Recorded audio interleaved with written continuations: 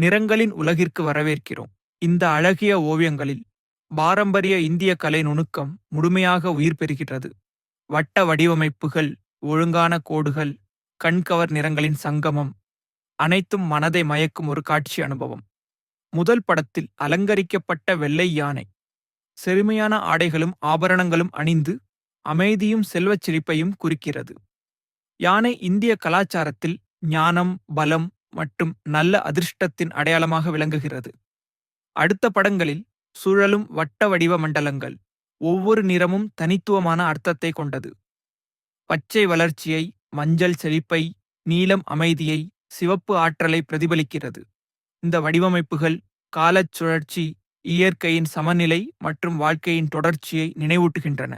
சாதாரண சுவராக இல்லாமல் இவை ஒரு கதை சொல்லும் கலைப்பயணம்.